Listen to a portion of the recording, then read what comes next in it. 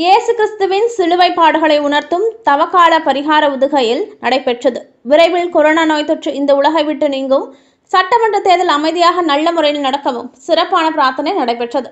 இயேசு கிறிஸ்துவின் சிலுவை பாடுகளை தவக்காலமா ஆண்டுதோறும் மார்ச் மற்றும் ஏப்ரல் மாதங்களில் கிறிஸ்தவர்கள் அனுசரித்து ஈஸ்டர் என்னும் இயேசுவின் உயிர்ப்பு விழாவை கொண்டாடுவது வழக்கம். சுமார் 40 நாட்கள் தவக்காலமாக கடைபிடிக்கும் கிறிஸ்தவர்கள் நோன்பிருந்தும் மாமிசம் உண்ணாமலும் கிறிஸ்துவின் சிலுவை பாடுகளை அறிக்கையிட்டு அனுசரிப்பார்கள். இதன் ஒரு பகுதியாக இன்று உதுகையில் தவக்கால பரிகார பவனியானது நடைபெற்றது.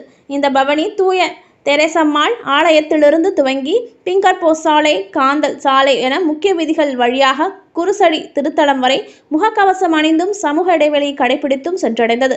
சுமார் 3 கிலோமீட்டர் நடைப்பயணம் மேற்கொண்ட கிறிஸ்தவர்கள் கைகளில் சிலுவைகளை ஏந்தி கொண்டு சிலுவை பாடுகளை அறிக்கையிட்டு ஊர்வலமாக சென்றனர். குருசடி திருத்தலத்தில் இயேசுவின் சிலுவை பாடுகள் தத்ரூபமாக நடித்து காட்டப்பட்டது.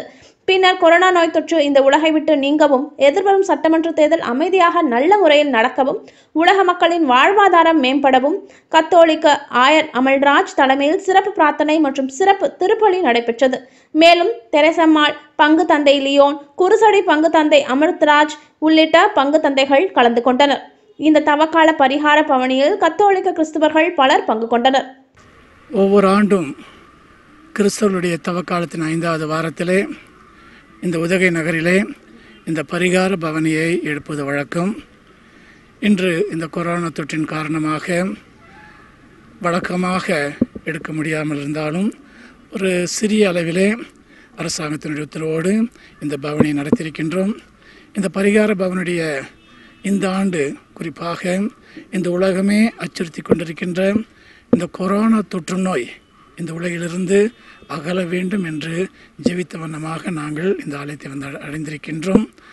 மிக விரைவிலே இறைவன் கடவுள் நம்முடைய மன்றாட்டுகளை கேட்டு இந்த உலக மக்களுடைய கஷ்டங்களை நீக்குவார் என்று நாம் நம்புவோம்.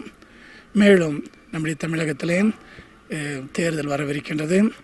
இறைவனுடைய அருளால் மக்களுக்கு நலம் செய்கின்ற நல்லாட்சி உருவாக்க வேண்டும் என்றும் இந்த பரிகார பவனிலே நாங்கள் ஜெபித்தவனமாக வந்திருக்கின்றோம்.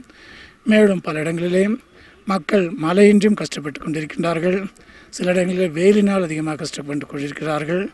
இறைவனுடைய அருள்கரம் அவர்கள் மீது விழுந்து எல்லா கஷ்டங்கள் துன்பங்கள் நீங்க வேண்டும் என்று இந்த பரிகார பவனியிலே எல்லா மக்களுக்காகவும் நாங்கள் ஜெபித்திருக்கின்றோம்.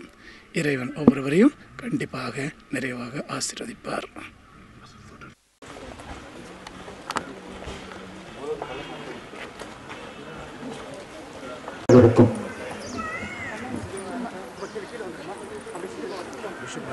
கல்வாரி மலையிலே சிலுவை சுமந்த அந்த இயேசுவினுடைய தத்ரூப காட்சிகளை நமக்கு முன்